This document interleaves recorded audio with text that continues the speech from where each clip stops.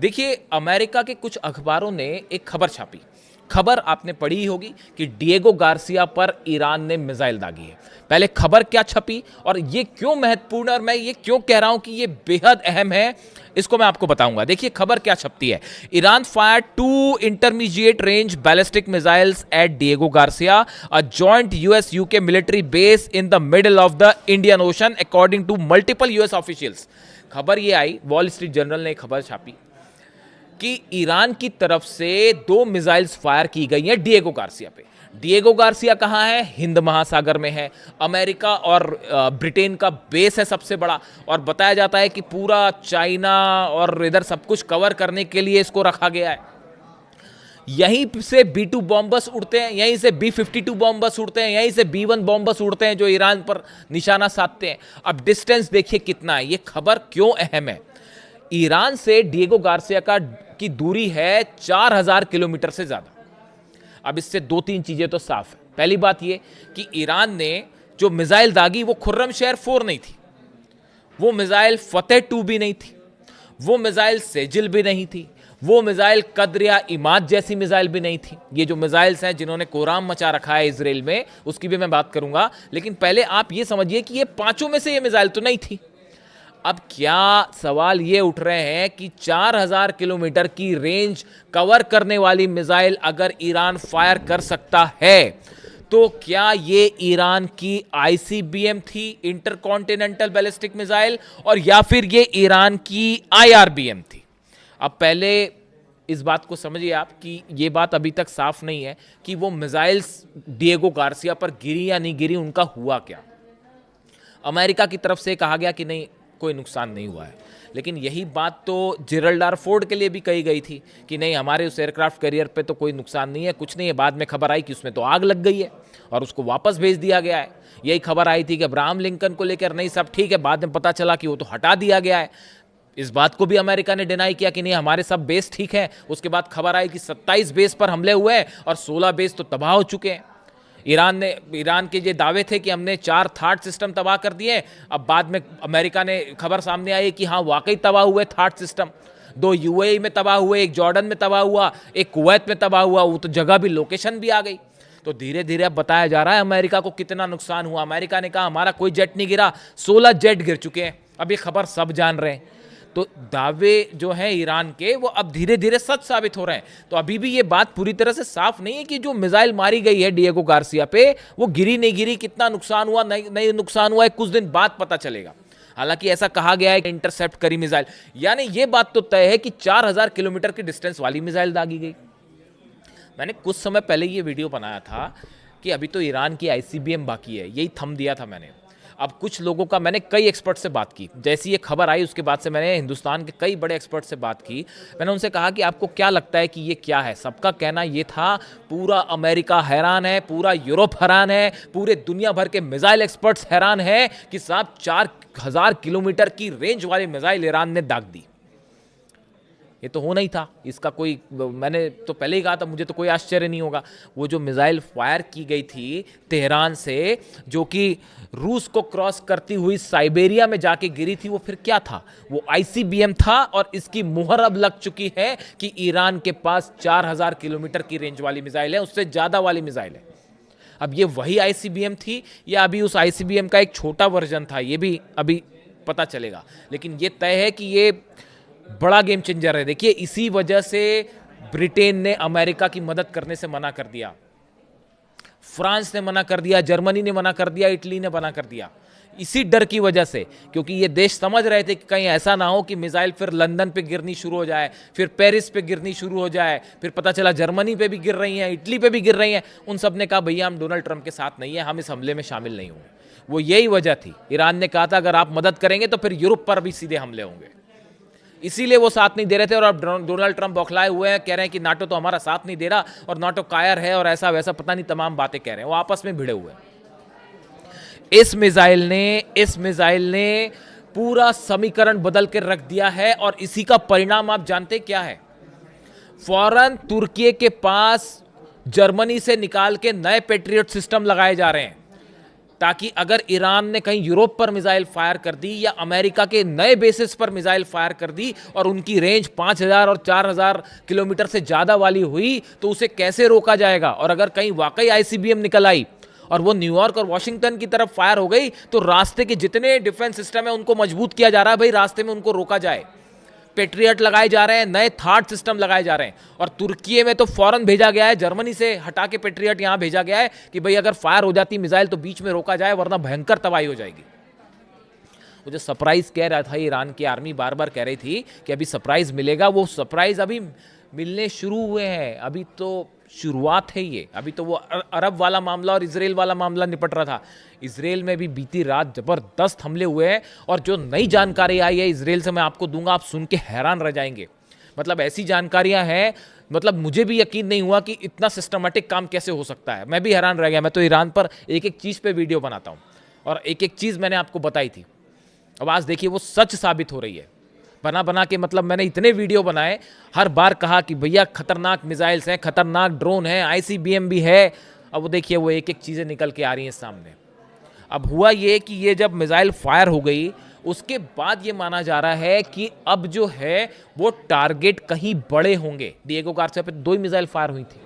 अब देखिए इस बात को समझिए, क्यों ये ईरान की मिसाइल थी, ये रूस की मिसाइल नहीं हो सकती और एशनिक नहीं हो सकती, ये चाइना की कोई डांगफेंग सीरीज की मिसाइल नहीं हो सकती। क्यों? क्योंकि जब मिसाइल गिरती है तो उससे कमोबेश ये पता चल जाता है कि ये कौन से देश की मिसाइल है। रूस कतई नहीं चाहेगा कि वो एशनिक मिसाइल चाइना ईरान को दे और बोले कि इसको फायर करो। कतई नहीं चाहेगा कि भाई अमेरिका को ये बात पता चले कि ओरेस्निक मिसाइल रूस ने दी है ईरान को, वो फायर हो रही है। चाइना भी नहीं चाहेगा कि डोंगफिंग मिसाइल फायर हुई। इसका मतलब ये ईरान की बनाई हुई मिसाइल थी। वैसे ईरान को मिसाइल के मामले में किसी की ज़रूरत नहीं है, लेकिन फिर भी ऐसा कहा जाता है कि रूस ने अपनी मिसाइलें दी हैं और चीन ने मिसाइल दी है। ये बात साबित हो चुकी है। 4000 किलोमीटर से ज़्यादा की मिसाइल है ईरान के पास। 2 मिसाइल फायर की गई है और ये तो ट्रेलर था सिर्फ। अभी आईसीबीएम हो सकता है और भी फायर हो जाए। तो ये मिसाइल के मामले में एक ऐसी खबर है, आप सच मानिए अमेरिका के पूरे वॉर एक्सपर्ट्स के पैरों तले ज़मीन खिसक गई है। इसीलिए पेट्रियट सिस्टम भेजे जा रहे हैं, नए लगाए जा रहे हैं फटाफट तुर्की में और आसपास, ताकि कहीं यूरोप मिसाइल ना चली जाए और कहीं अमेरिका पर कोई मिसाइल फायर ना हो जाए। ये हकीकत है। ईद पर पहला सनसनीखेज खबर। अब दूसरी खबर पे आइए। नौरोज के मौके पर, नए साल के मौके पर ईरान के नए सुप्रीम लीडर मुस्तबा खामेनी साहब की तरफ से एक बयान सामने आया है।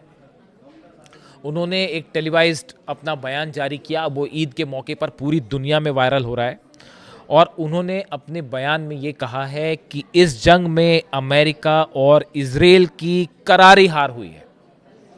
उन्होंने इस बात का ऐलान किया कि इस जंग में 22 दिन की जो जंग हो चुकी है इसमें अमेरिका और इजराइल की करारी हार हुई है और ईरान की शानदार जीत हुई है। ईरान जीत रहा है। उन्होंने कहा, देखिए, Iran supreme leader said that while the US and Israel believed that after 1 or 2 days of attacks the Iranian people would overthrow the government, but this was a gross miscalculation। उन्होंने कहा कि America और Israel ये सोच रहे थे कि कुछ दिनों की जंग के बाद ईरान में तख्ता पलट हो जाएगा और ईरान की जनता बगावत कर देगी। हुआ उल्टा। ईरान की जनता एकजुट हो गई और तख्ता पलट का प्लान पूरी तरह से फेल हो चुका है। पूरी तरह से फेल हो गया। मुस्तबा खामेनी का कहना है कि हमारे देश के लोगों को इस बात को समझना चाहिए कि किसी भी तरह का जो झूठा प्रोपेगेंडा फैलाया जा रहा है उससे आप सावधान रहें। ईरान मजबूती के साथ खड़ा हुआ है। तमाम हमलों के बावजूद सेना एकजुट है, ईरान के लोग एकजुट हैं और बुरी तरह से अमेरिका और इजराइल की हार हो रही है। आप किसी ऐसे इंफॉर्मेशन पर विश्वास ना करें जो आपको उल्टी जानकारी दे रहे हैं। उन्होंने कहा कि हमारे लोगों ने चौराहों पर अपनी मजबूती से एक मजबूत किला बना लिया है और दुश्मनों को करारा जवाब दिया है। उन्होंने कहा, इतने हमलों के बाद जो ईरान की जनता सड़कों पर है, ये हमारा सबसे मजबूत किला है और इसको कोई नहीं ढा सकता।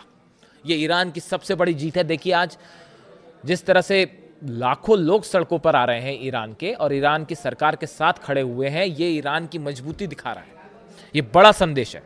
उन्होंने कहा कि पिछले कुछ महीनों के अंदर, पिछले 1 साल में वो कह रहे हैं कि ईरान पर जो है वो 3 बार युद्ध लादा गया, युद्ध थोपा गया। पहला युद्ध जून में था जब अमेरिका ने और इजराइल ने हमले किए, जो कि 12 दिन की जंग थी और उसमें 1000 नागरिकों को शहीद किया गया। वो पहली जंग थी।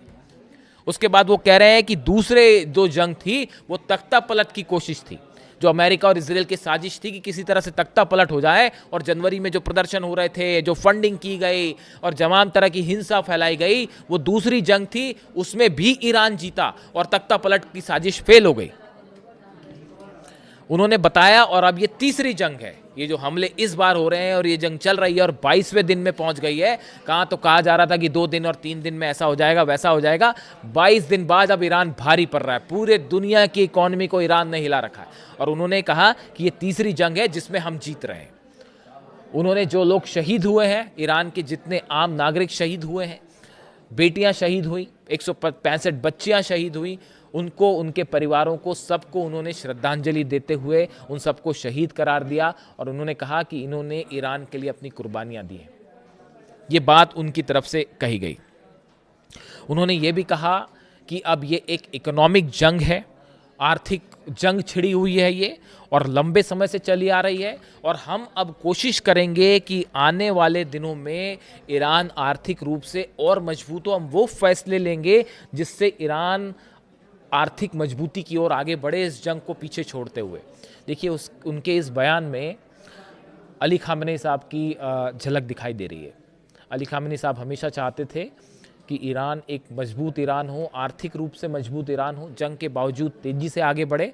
अब उसी तरह की बात जो है अली खामेनी साहब के नक्शे कदम पर जो है उनके बेटे भी आगे बढ़ रहे हैं, नए सुप्रीम लीडर भी आगे बढ़ रहे हैं। उन्होंने भी यही कहा है कि हमारी पूरी कोशिश होगी कि आने वाले दिनों में ईरान एक बार फिर तेजी से आर्थिक मजबूती की तरफ आगे बढ़े। देखिए, अली खामेनी साहब का चूंकि जिक्र हो गया है बीच में, मैं बस यही कहना चाहूँगा कि आज जो ईद है वो खामेनी साहब के बिना है, और ये बहुत दुखद है इसके बारे में कुछ भी कहना। लेकिन एक बात ये भी कहने का मन है कि देखिए अली खामेनी साहब, आज आपका ईरान शान से जीत रहा है। बस मैं यही कहना चाहूँगा। खैर, हम आगे बढ़ते हैं। ईरान से एक और अहम खबर आई है, एक और बड़ी खबर आई है, वो है एटम बम को लेकर। देखिए, पिछले 2-3 दिनों से मैं खबरों पर नज़रें बनाए हुआ था। एक बार देखिए फिर से जो ईरान के राष्ट्रपति हैं मसूद पेजेश्कियान साहब, इनकी तरफ से बयान आया है। उन्होंने नौरोज़ के मौके पर उन्होंने भी जो है एड्रेस किया, और उन्होंने ये कहा कि ईरान जो है किसी तरह का न्यूक्लियर एटम बम जो है वो नहीं बना रहा था। और अली खामेनी साहब ने चूंकि ये कहा था कि ये वेपन ऑफ मास डिस्ट्रक्शन है, हम इसे नहीं बनाएंगे, तो ईरान ने कभी ये कोशिश नहीं की एटम बम बनाने की। ये बात उनकी तरफ से कही गई। इसी तरह की बात नए सुप्रीम लीडर की तरफ से भी कही है कि ईरान ने कभी जो है वो एटम बम बनाने की कोशिश नहीं की और हम एटम बम नहीं बना रहे थे। उनके इस बयान को लेकर तमाम दुनिया के एक्सपर्ट्स जो हैं वो अब 2 राय रख रहे हैं, 2 तरह की राय रख रहे हैं। मैं दोनों तरह की राय आपके सामने रख देता हूं।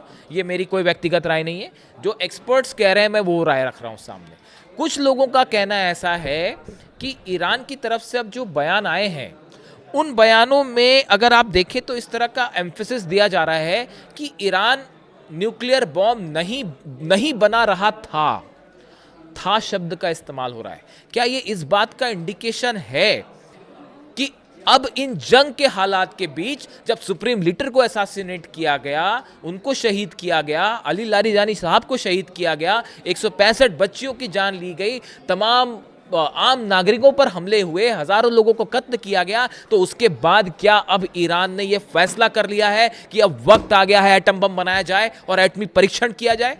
ये वो डर है जो अब वाकई सबको सता रहा है। देखिए, ये बात तो साफ है। अली खामेनी साहब ने कहा था कि हम एटम बम नहीं बनाएंगे, और उन्होंने एटम बम नहीं बनाया। इसे कहते हैं अपनी बात पर और अपने ईमान पर कायम रहना। उन्होंने कहा हम नहीं बनाएंगे, नहीं बनाया। यही बात कई अमेरिकन एक्सपर्ट्स भी कह रहे हैं कि साहब, अली खामेनी साहब जब तक थे तब तक तो उन्होंने एटम बम नहीं बनने दिया। उन्होंने कहा कि एटम बम नहीं बनाएंगे, लेकिन अब आप क्या करेंगे? अब तो आपने हमला करके मानो ईरान को एक प्रकार से एटम बम बनाने की दिशा में और आगे बढ़ने की परमिशन दे दी है। अब ईरान वो कोई बातें नहीं मानेगा, वो कोई रूल्स रेगुलेशन नहीं मानेगा जो अंतर्राष्ट्रीय देशों के द्वारा जो है थोपे गए थे एटम बम को लेकर। क्या ईरान ने एटम बम बनाने का फैसला कर लिया है और क्या सुप्रीम लीडर ने इसके लिए परमिशन दे दी है? इस तरह की राय कुछ एक्सपर्ट्स रख रहे हैं, जो कि ये बता रहा है, इस ओर इशारा कर रहा है कि कभी भी कोई भी बड़ी खबर ईरान से आ सकती है। 450 किलो जो यूरेनियम है वो पिकेक्स माउंटेन में है या जहां भी है वो सुरक्षित है। 60% को 90 करने में कितना वक्त लगेगा वो आप भी जानते हैं, इतनी खबर तो अब सब रखते हैं, कुछ ही दिनों की बात है बस। क्या अब ये प्रोसेस शुरू हो गई है? या कुछ लोगों का ये भी कहना है कि अब भी जो है इस तरह की कुछ लोगों की राय है कि ईरान ने अपना यूरेनियम सुरक्षित रखा है लेकिन एटम बम नहीं बनाया जाएगा। इस तरह की बातें हैं, दोनों ने अपनी राय रखी है। लेकिन बड़ा खतरा ये है कि जो अमेरिकन एक्सपर्ट्स को अब ये डर सता रहा है कि हमने जो है वो गलत हमला कर दिया ईरान पर। अब तक ईरान ने बम नहीं बनाया था और ये बात साफ है। अब इन हमलों के बाद ये साफ हो गई ये बात कि जो बहाने से हमला किया गया ये वैसे ही है जैसे इराक पर हमला हुआ था, ये बोल के कि वेपन्स ऑफ मास डिस्ट्रक्शन जो है वो इराक के पास है, सद्दाम के पास है, लेकिन वो कभी मिले ही नहीं। तो ये एक झूठा प्रोपेगेंडा बनाया गया। ईरान का जो कहना है कि एक झूठा प्रोपेगेंडा बनाया गया और उसके जरिए हमले किए गए, मकसद कुछ और था। लेकिन क्या अब ईरान एटम बम बनाने जा रहा है? ये एक ऐसा सवाल है जिसके लिए थोड़ा सा आप इंतज़ार करिए बस। इसके अलावा ईरान की सेना ने फिर से कह दिया है कि साहब कोई सीज़फायर नहीं होगा, दो ही रास्ते हैं, या तो हम शहीद होंगे और या हम जीतेंगे, जंग नहीं रोकी जाएगी। कुल मिला के हालात ये हैं कि आईसीबीएम को लेकर बड़ी खबर है, बड़े दावे हैं, 4000 किलोमीटर वाली रेंज, एटम बम को लेकर बड़ी खबरें आ रही हैं, और इसके बीच में बहरीन पर फिर हमला कर दिया है, कुवैत पर फिर हमला कर दिया है, और यूएई पर मिसाइलों का अलर्ट है कि कब गिर जाए कोई भरोसा नहीं। यानी जंग के 22वें दिन ईद के मौके पर बड़ी जीत हो रही है ईरान की। जो भी अपडेट होगा आप तक पहुंचाऊंगा। Thank you so much.